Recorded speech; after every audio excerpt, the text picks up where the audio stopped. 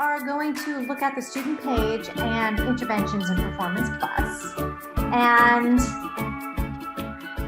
just to tell you a little bit about us, I think probably you all know about us. We've been working in New Hampshire for a really long time, and we love New Hampshire educators. And we do all sorts of good things like work on ELA and math curriculum, instruction and assessment, and we have some culture and climate initiatives around surveys and DEI training and supporting your schools in their different programs that they're using for SEL, and integrating SEL into instruction. So we do all that. We, as you know, we do a lot of PLC training, data-informed instruction, and then we've had a lot of really good interaction during COVID for our remote learning. So we're happy to have you all here. Okay, that's me. I'm the PD director and K through 12 literacy specialist and a special educator, and I was an RTI person. And for a long time, right, I was a data trainer at the state. So, and that's where we picked up Performance Plus and our expertise there. So this is our second webinar in our Performance Plus subscriber series. There'll be more. There's another one scheduled next month. And actually, have to figure that out before we get to the end of our session so I can tell you.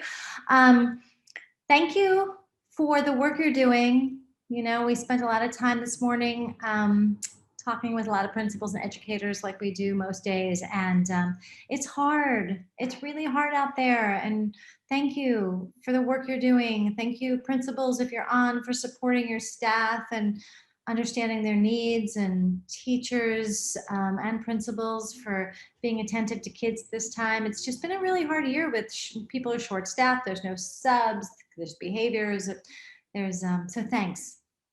Thank you. If you could put your questions into, actually not the Q&A, but the chat would be ideal. Okay. For some reason, I'm not getting to the Q&A. So today it's going to be really tidy. We're going to look at the student detail page and we're going to look at the interventions module. And I'm going to take you through it on slides first, and then I'm going to go live into the tool. Okay, there's our agenda.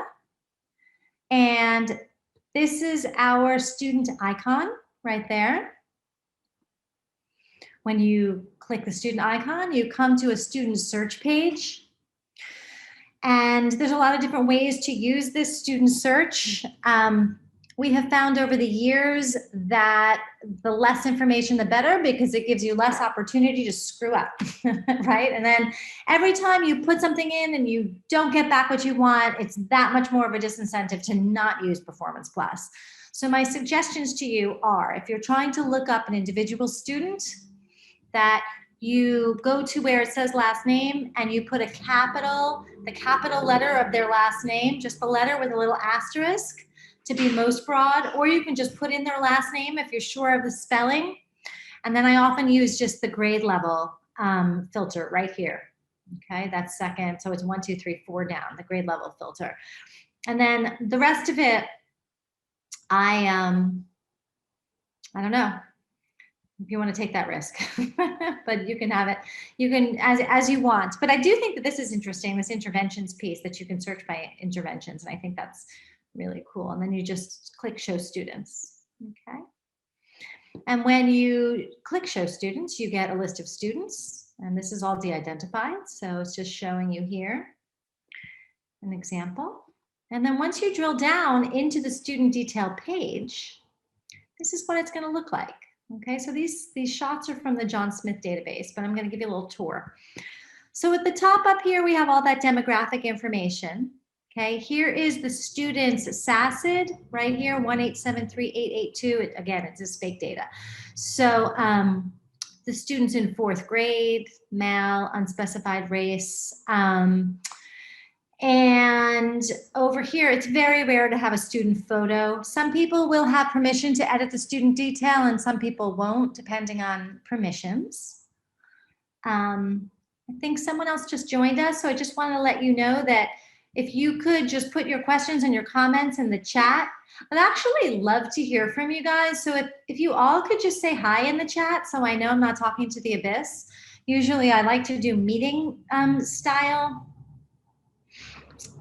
presentations, but we do our Performance Plus sessions and webinars. So I'd love it if you could, hello, Kelly and Lynn and Jeanette. Thank goodness. Thank you, Nita. I am not alone in the world. So anyway, on this top bit, you look on the right-hand side. Some of you, when you go into Performance Plus, will see student ILP, and some of you won't.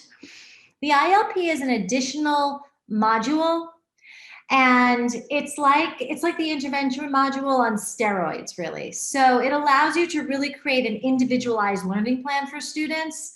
And the way that I've seen it used most successfully is like just the highest flyers in a school, you know, the kids with the most complex needs and the most need for an individual plan. That's how we use the ILP.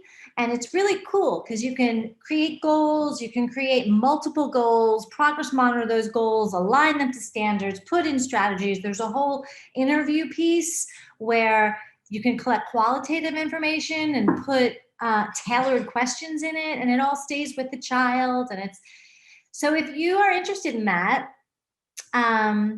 it's okay, Anise. You can pop in and out. But if you guys have questions or you want to hear more about that because you do have the ILP, then definitely shoot me an email or just put it in the chat. Right now, you know, that's not scheduled for the next few weeks, but I can make that happen in a heartbeat, or we can also just do one-on-one, you know, a session on Zoom. So anyway, here we are on our student detail page, and working our way down. Up there was the demographic information. Underneath the demographic information, and just to go back for a second, in the icons, the 3 kids are right here. This is how you get to the student detail page. So we have filters here for each year, so you can only look at 1 year if you want, okay? And then we have these quick links, right? And this takes you to different sections of the student detail page. The section that we're looking at right here is assessments. Okay, and you can see this particular student went to a school where STAR was administered, and we have her data from 2017 to 2019, 20, 21. This student's doing very well. Yay, thank goodness. And you can see that you can filter by where it says subject filter. You can math, you know, science, reading, ELA. You can filter over there. And over here on the right-hand side, you can include just local data, just state data, national and state data, any permutation of that. Okay, so this is the top of the student detail page. And again, I'm going to go live after this, but I'm just going to give you a context. Underneath that, the students' classes are listed. So you can see here that we blocked out the teacher names to de-identify, but you can see here that kindergarten, first grade, second grade, and this is all the students' teachers, so that if a student, you know, gets to middle school and is in 6th grade and the teacher or the case manager has questions about what was done in certain classrooms or what was successful with a particular student behaviorally or instructionally, they can contact prior teachers. You know, and in addition, that information tells you, you know, for what you know about your teachers, what their experience, what student experience was. Underneath classes, you have student groups. And what you see here is at the top, this active bar tells you, and again, this is a fake data site, so it's not updated to 2021, but this would be, right, 2021 right here. And these are the groups that the student is a part of. So what can be in here, what you're not seeing is like, here you could have special education, you could have Title I, you could have their at-risk information. If they're at risk for dropping out, that would show you. It'll show you at the end of this year, the absences are uploaded for like the full year. So you can see that underneath. And so under inactive groups, this is the students' historical data for groups. So 2015, 16, 17, and 18, you can see 5 days, 4 days, 8 days, 1 day. So this student doesn't have a high occurrence of absences, but it becomes very interesting when you look up a student and you see that they're having 20 absences 5 years ago and 15 absences 4 years ago and then 25 absences, and you begin to see a pattern. You can, if you're thinking you have a kid in front of you that may have a learning disability, you look up on their Performance Plus page, you can see their history and think, oh, this is not a learning disability. This is something different. This is absence of instruction, right? And then you might think about, well, what's going on here, and explore a different avenue altogether around social emotional health and so on and so forth, or physical health. So underneath there, all students, everyone is basically all students. It's just it's a group in Performance Plus and in your I4C uploads. Number of schools tells you how many schools a student attended during this year. So in 2015, this student attended one school. In 15, 16, 17, and 18, one school. Sometimes you see students that have 2 schools, 2+ schools. It doesn't go to 3, it just after 2 schools, 2+ schools. It goes 1, 2, and 2+. So you're looking for that. And then you can see a pattern of transience, which again is an indicator of a loss of learning or an absence of learning, as opposed to some sort of innate learning issue. So those student groups are really useful for that. Underneath the student groups, and we're going to go into this in more depth, is I'm going to go backwards for a second, but this is the intervention module. And I have unrolled it for you so that you can see in here what it looks like. This is the information that you can put in, so you can see that you can use the different drop downs. The intervention I chose, because I created this slide, is the 6-minute solution. You put this right in on the student detail page. It's a tier 2 intervention. Underneath there, I wrote in the duration, which is about 7 weeks, 6-7 weeks. And I could have put in session frequency. I should have. I think it would be 3 days a week. And then the amount of time, total, what kind of a subject it is, these proficiency before intervention and teacher providing intervention, those you can fill in. This is a drop down where it says teacher providing intervention. That's a drop down, but I'm not going to put that in here because we're trying to de-identify. And then you write a little bit about the intervention strategy. And underneath, and I'll show you this when we go live, you can align the intervention to the standards that are being addressed. Upper right corner, it talks about the goal description. So I wrote there, Lilia is currently reading a grade level passage at 130 words per minute. We'd like to get her to 160 words per minute. And then, so her progress goal would be 160 words per minute, and her progress benchmark value.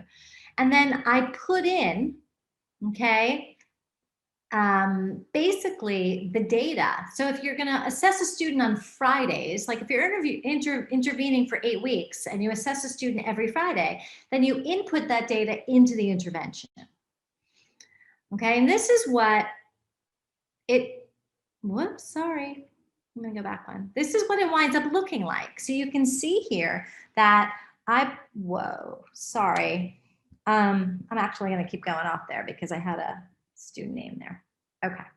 But you put it in, you saw the graph, right? So it creates a graph for itself. And I just want to let you know that that student is actually the senior daughter of my colleague. So it's not the worst thing in the world, for which I got permission, but I still didn't want to really show. Okay. Who has no learning needs, and it was all fake data. So just to go in underneath interventions, I want you to notice where it says notes and that you can add new notes. And my advice here is just to be careful, right? You don't want to put in anything that a parent wouldn't want to look at. You don't want to put in anything that a student would be embarrassed about by the time they were a, ninth grade, 10th grade, a senior. I always use the example of, kids in like kindergarten, first grade who like could be having bathroom habits. You don't want to be putting that in here. You want to find a way to say things that will be okay in a public long-term way. And then this last section on the student detail page talks about the school building history. So you can see that the student was, just tracks you through, and then the district history underneath. Okay. All right, I'm going to go live right now. Be patient with my desktop because it's a little, oh, look, there's the Q&A. Now I see the Q&A. It was behind my screen. But again, please write into the chat if you have questions. All right, so this is a live fake student detail page. And here I am. So we are in the fake district of District 2002, and this is a fake third grader at East Elementary School, which doesn't exist. And you can see that similar demographic information there. I am going, since we are live and I am going to show you the student ILP. Oh, whoopsie-doo. All right. Let me, I'm going to log in again.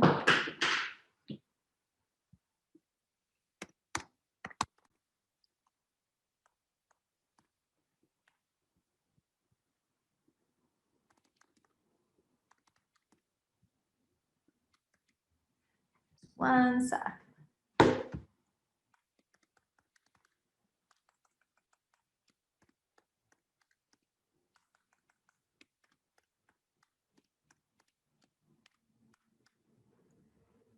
Okay.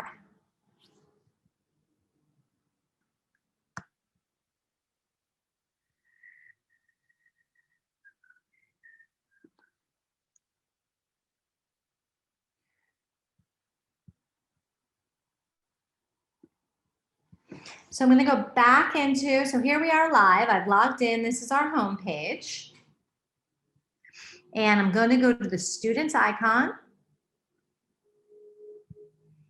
And I am going to, I know that I got to that page this way. So I'm going to show students. And at the bottom here, uh-oh. Okay.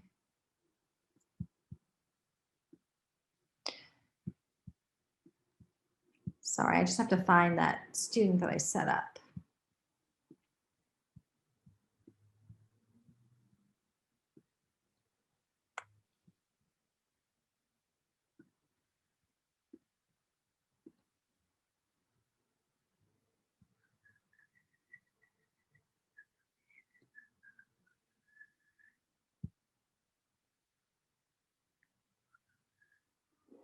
So you can see here, these are all examples, and I just used that filter for has interventions.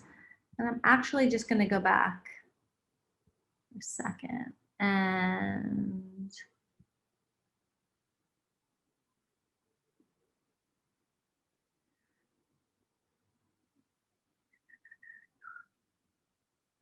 I'll just go to, here we go. Okay. So here is Jace L. Shinsius. I am going to show you the student, the ILP, since we can, but you know what, I'll go back to that after, and let me just go through the student detail page a little bit. So this should all look familiar to you. Again, these dates, this fake data site has not been updated in a few years. So we're just going to have to go with it, but it's only the years that are different. Everything else is the same. And what I want to show you here in this assessment section is that you can drill down into these assessments. So this says kneecap, that's how old this is, but you can drill down right into the SAS assessment for individual students. So that's what'll be there in place of the kneecap. And so I'm going to show you, for instance, For this particular student, I'm going to go in and show you what it says. So this is for this student, okay?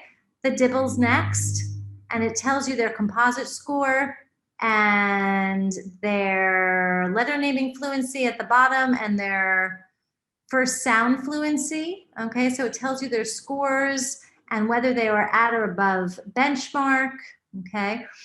You can go to reporting from here.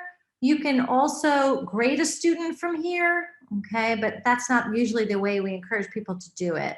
And I doubt that most people will have the option of removing assessment scores, and that's not part of the access.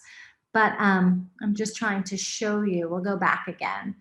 I'm going to show you the kneecap for this student, right? And so again, you can go right in here and see the individual scores for any student in any for any assessment. All right. And then when you go in, you can drill in farther, right? So if I want to go into the math scale score, it'll show you the proficiency levels and the breaks, and it'll do the same thing with the New Hampshire SAS.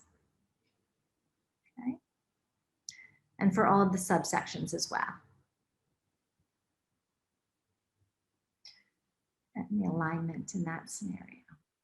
Okay. All right. And wait a second, I'm going to go back there for a second because I want to show you where you can get items. It will even show you the items right there. And that would be like for the modular assessments, not so much for the SAS because the SAS is a responsive assessment. So the items aren't in here. Okay. So that is the assessment data. And then we have, underneath there, we have reports and the proficiency standards reports. And the thing about these reports is that they are only useful if they are appropriately aligned. So they would be useful for like the SAS data or the NEWA data if it was aligned to standards. But unless an assessment is set up that way, that it's aligned to standards, you're not going to be able to get reliable information here. And what we have found in the past is that what this will say, like for instance, let me show you.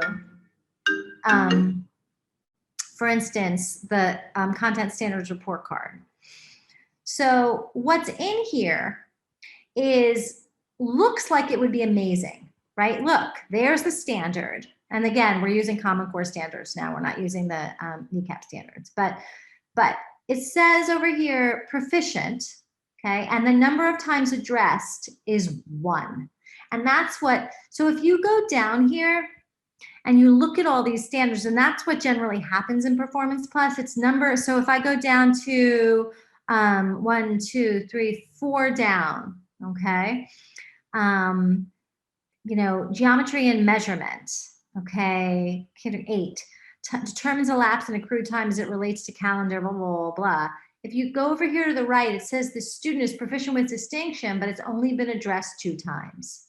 So what I want to point out to you here is that that particular standards-based reporting can be super useful. If you had your own assessments in here that you were aligning, like if you had end of unit math assessments, end of unit ELA assessments that you were actively aligning to our Common Core standards, you could generate a beautiful standards-based report card in here, or reporting process here.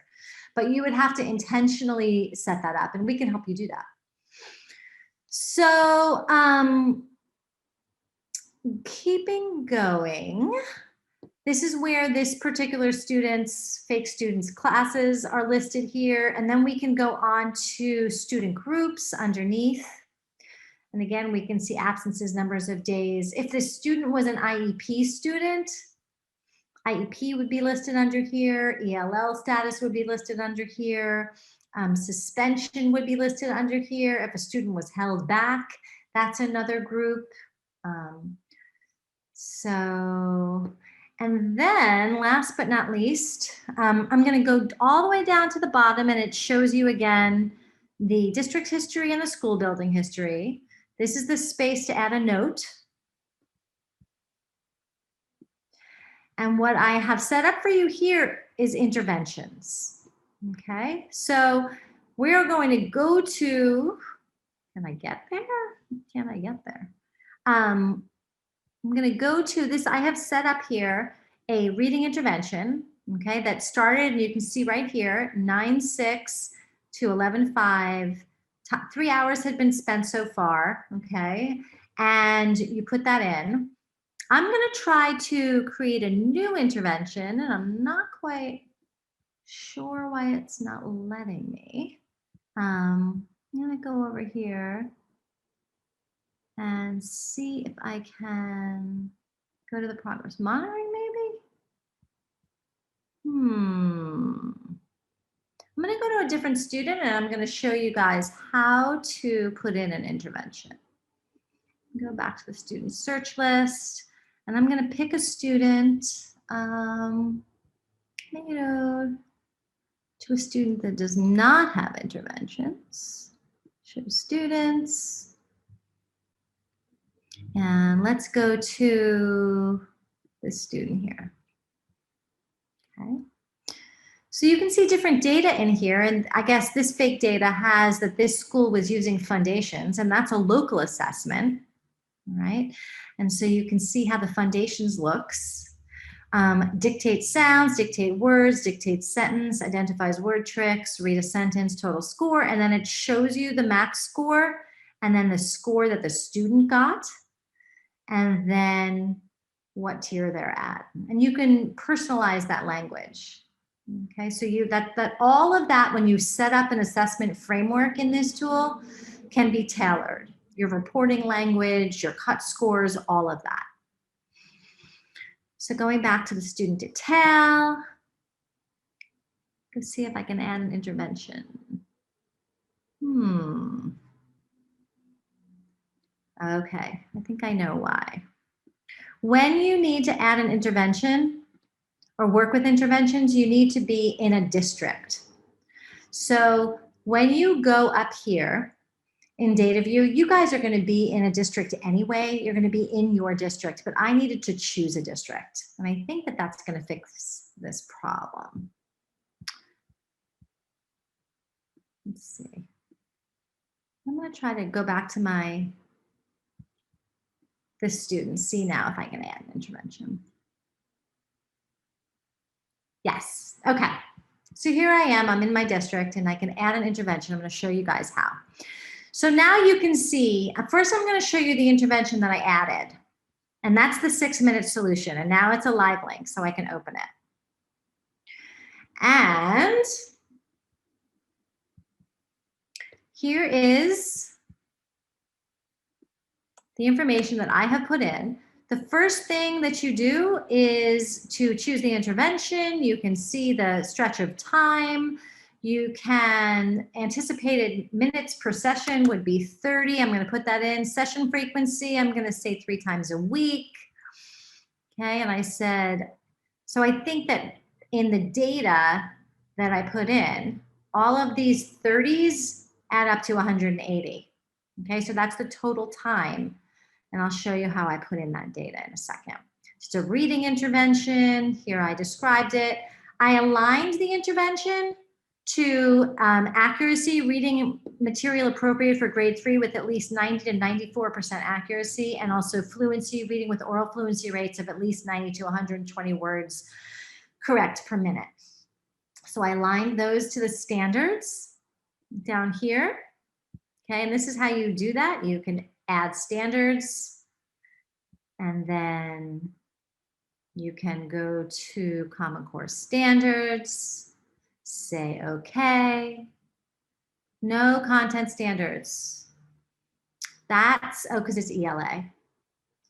So I'm going to go back for a second. And instead of reading, what we need to say is ELA.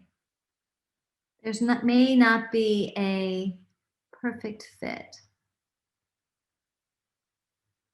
Let's see if we can do unspecified. I'm going to show you a little bit later. I'll show you how to do something else. The reason that we're having a mismatch there is because the Common Core standards of Performance Plus are under literacy and not reading. They're under ELA, English Language Arts rather, and not reading. So I can't bring up the Common Core standards with reading, but there's only the reading as an option here because that's what we called it when we used NECAP. So anyway, these are connected to NECAP standards. And here, you know what I can do? Let me show you. I'll just put it back on NECAP. NECAP and local frameworks. And then we can choose standards. Okay. And you can see that you just choose the standard, add and return, and then I can go back and it's listed there. Okay, so I set up my goal at 120, my progress benchmark, and here is where you can see a history of the progress that I put in. And you can see the date on the left, the score, the fluency score that the student got, and then minutes over here. Now, that was the minutes of instruction. What I want to emphasize to you is that when you're setting up these interventions, a couple things. I would talk to your interventionists before you use this tool, because you have to talk about what interventions you want to put in there. And it's from a menu, and I'll show you where to do that. You can also add your own. And so if you let people loose in the interventions module, you might come up with things that you are indecipherable, right? That there's not common understanding around, and that will be unfortunate and confusing.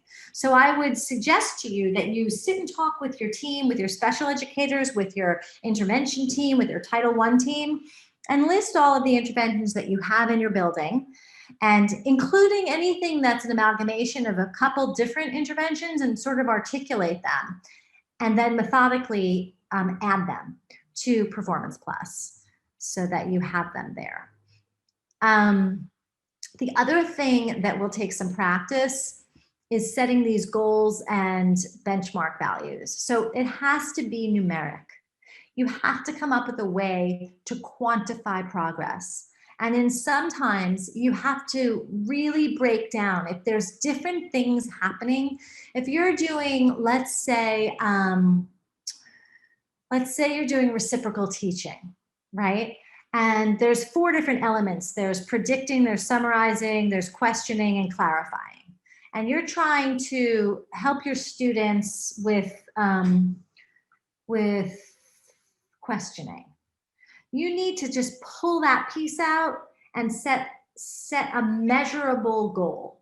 Okay, so, and if you want to talk more about that, I'm happy to do that with you. If you guys decide you want to use this module, then call me and I will facilitate that conversation with your teams and we can practice. I mean, unless you feel like you can do it on your own, but you really need to practice creating quantifiable goals for kids to use this. So, all right, I'm going to just show you over here.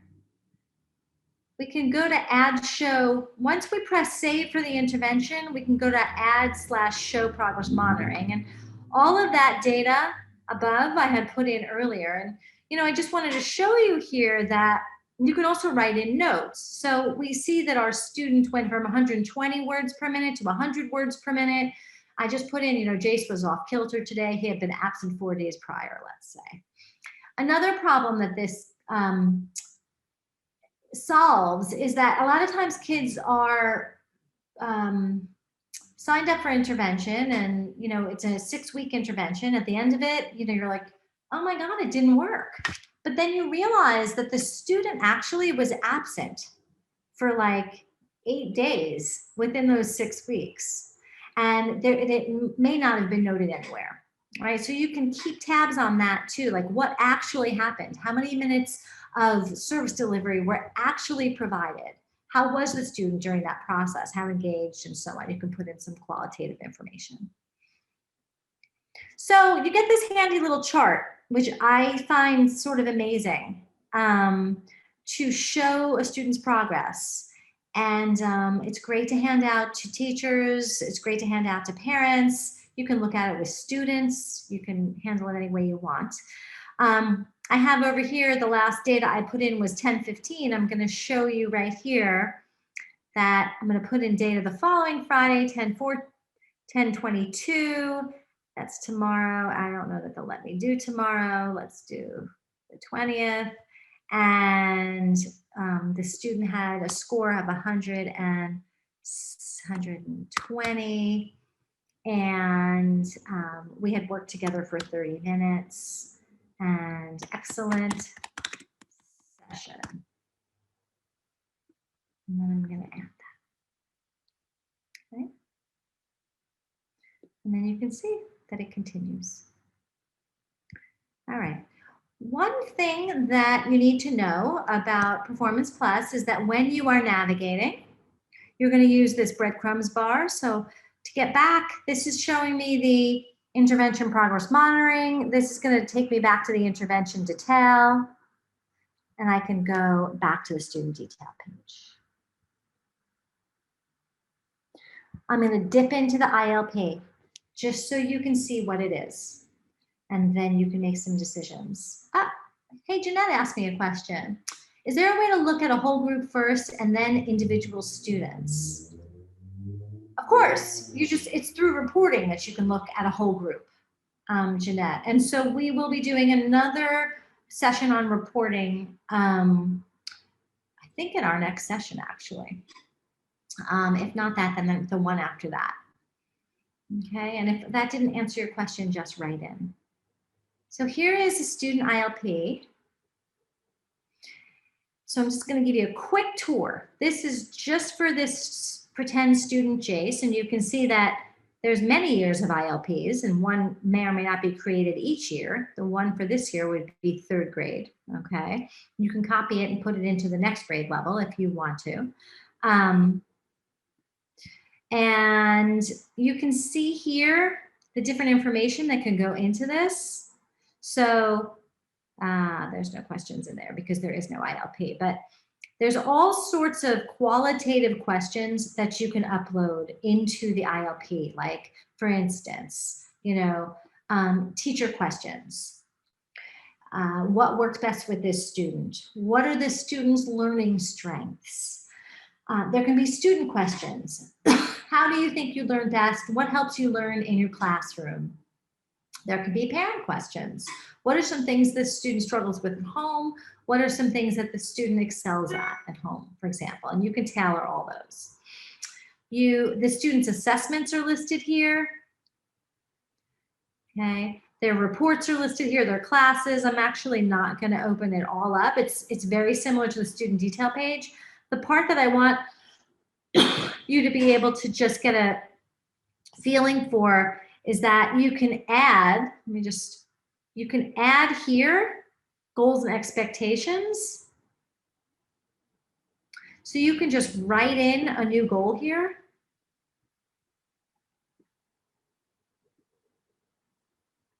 E will read with fluency according to Fontes and Pinnell fluency. Fontes and Pinnell fluency rubric. So that would be, you can sort of grow the plan from here, and you can talk about how you're going to measure it. You can talk about, we're going to notify parents on Fridays.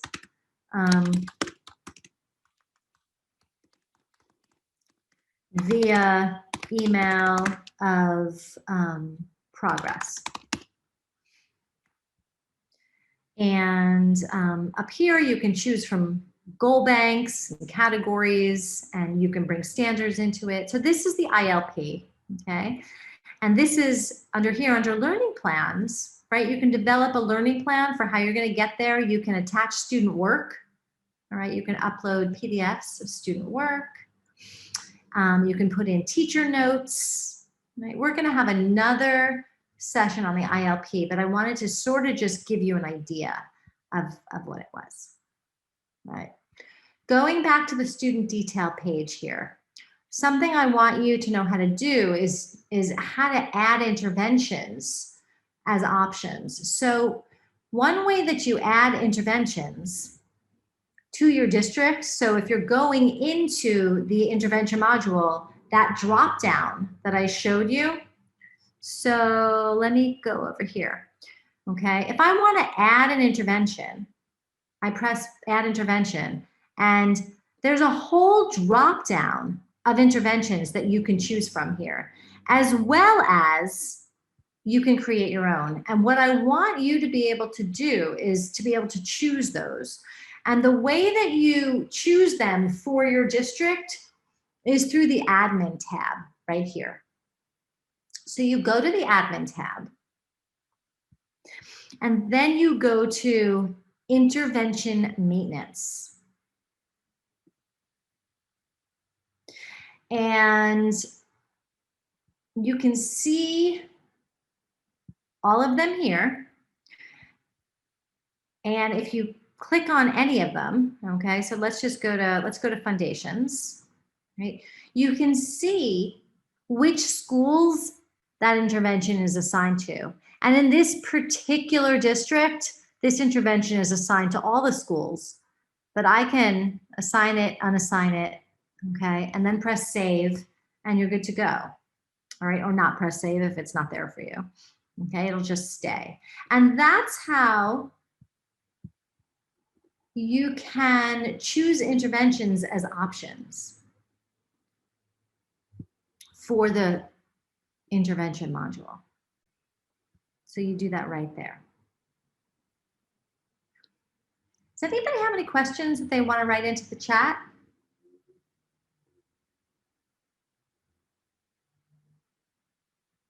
On the student detail page and the intervention module. Okay. I do want to remind you that when you search for students, you can search for students that have interventions. The other thing that you can do is you can create a student group. And this is something that I'll show you how to do at another session. And then you can assign them a particular intervention. Okay, and the way that, well, I'm going to save that for a different session because I think it's enough information for one. And if you want to write in and tell me, I know that, so for instance, Jeanette, I know that you're interested in getting more into the reporting and looking at aggregate data. Is there anybody else on here that has questions that you want to make sure that we answer going forward in future Performance Plus sessions? You guys okay? I'll look at the Q&A also. Nope.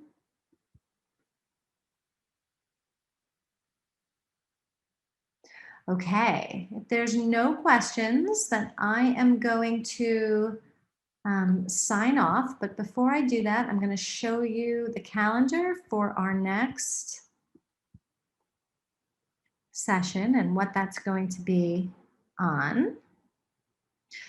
So on November 4th, we're going to explore leveraging local assessments. And at that time, I'll be doing a little bit more on the reporting end.